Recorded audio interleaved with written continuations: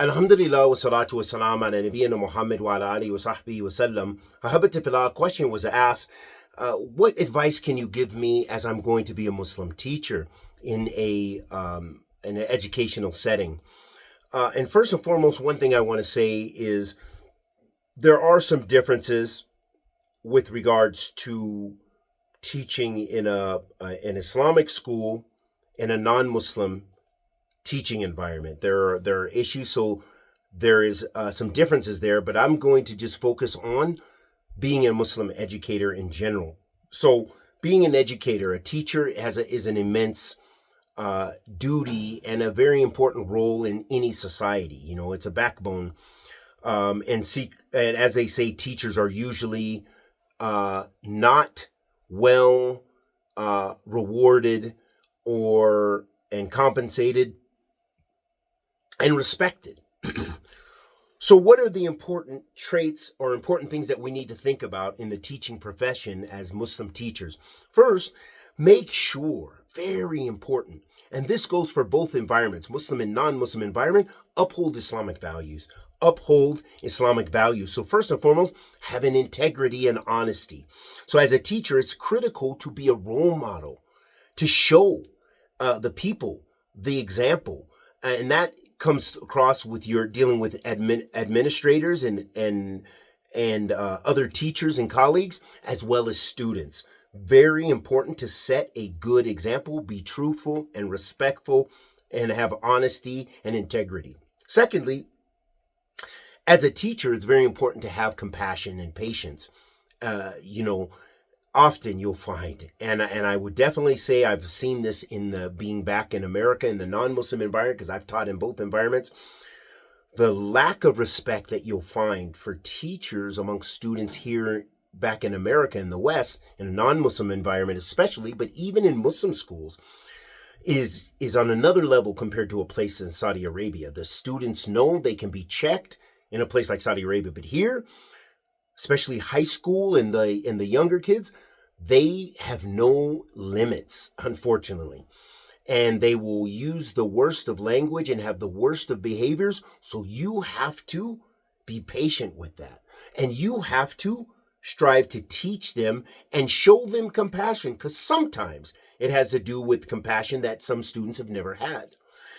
And sometimes they can be the bad apples as well. But you do need to reach out and strive your best to be patient and try to show them that you care, that you have some concern for them. So it does take from the origin that a teacher needs to have some concern and compassion.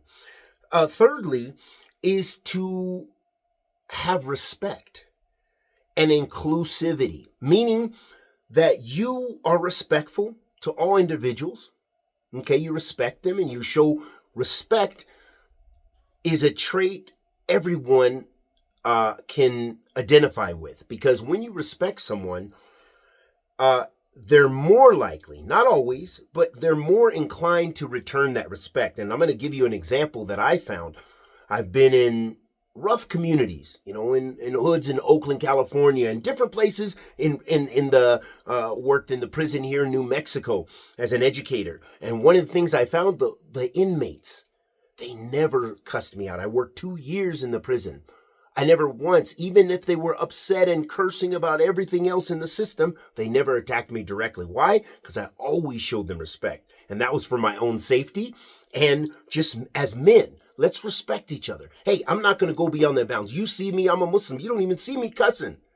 So, guys, I can't tell you grown men not to cuss, but they still would kind of respect, because they knew they'd see me praying. They knew I was, they saw those examples. So what did they do? As grown men, some of them are co-killers. Some of them are co-dope dealers. Some of them are some other wicked things.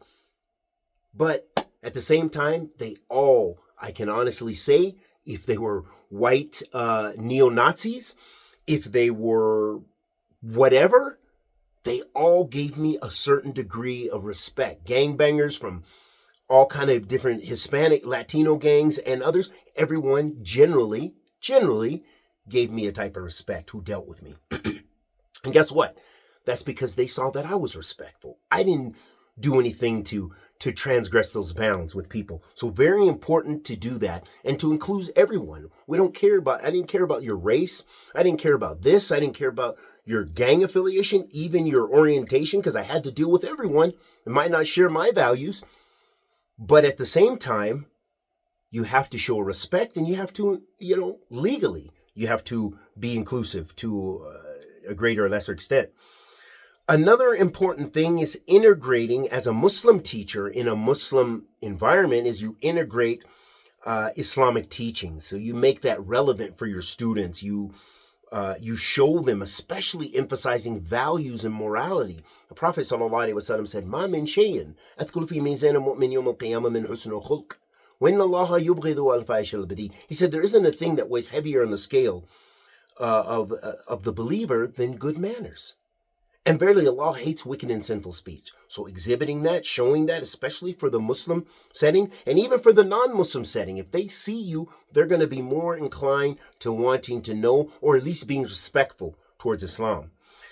Secondly, I would say, or another point, is to encourage ethical behavior. So even rewarding people being good and being, encouraging them, saying, hey, that was a great job, what have you, to encourage them to be ethical and respectful with one another. That's a very important trait, and that's in accordance with Islam. Also, in a Muslim environment, you should be celebrating Muslim holidays like the two Eids. And then Yomul Jumu'ah, of course, you have the Jumu'ah prayer. That's in a Muslim environment. And other than that, there really are no other Islamic holidays. So although many of the Muslim communities have have tried to insert other practices like the birthday of the Prophet, like other people's birthday, like this, like that, like the Shia sect has certain holidays that I heard about. It's not from Islam. Another important aspect, and this is for all teachers, is professional development. That you increase your skills. You learn as a professional. You continue to learn, continuous learning. Seek guidance, seek Islamic guidance, and seek guidance in general from those who have experience, those who have knowledge and experience, and who can share that with you. Also reflect and improve. This is very important, and you'll find that from your administrators. If they come and watch you, they're more than likely going to have some pointers to help you improve yourself as a teacher. And that's very important to take that to heart and benefit from the constructive, positive criticism.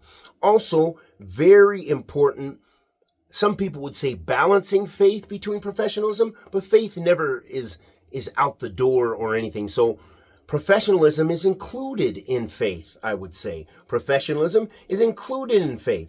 But that means there's a few things. Time management, you manage your time, you manage your classes, you manage your schedule and things like this. You manage your exams. There's a lot of management as a teacher, especially with time and so forth, restraints, constraints. And also that you maintain, this is very important because recently we just had a fiasco with a particular Quranic teacher. Maintain professional boundaries. That you as a Muslim teacher, if you're a Quran teacher, you're a teacher of Islamic studies, you're a teacher in general, you have to be professional with your students, regardless of their sexual orientation, whether they're male or female, and whether they're the opposite or not, that you need to keep certain boundaries. Those are professional boundaries, and I've seen many times where that has been violated, and you see the horrible and hear about the horrible repercussions due to not keeping those boundaries, because students, especially young students, will try to test you, and they'll try to. When I was in the prison, they tried to test you. Of course, it wasn't in that respect as a male, but when you're in the regular schools, secular schools, all students, maybe from their nature, they try to test, but you'll find these tests, and I've witnessed, and there are traps, and there are dangerous traps that some people get caught up and called into because they didn't set professional boundaries. And lastly, being that role model, as we said, and that's very important as a teacher in general. We ask Allah subhanahu wa ta'ala the Almighty to accept our good and forgive our evil. Wa sallallahu wa sallam ala nabiyyina Muhammad.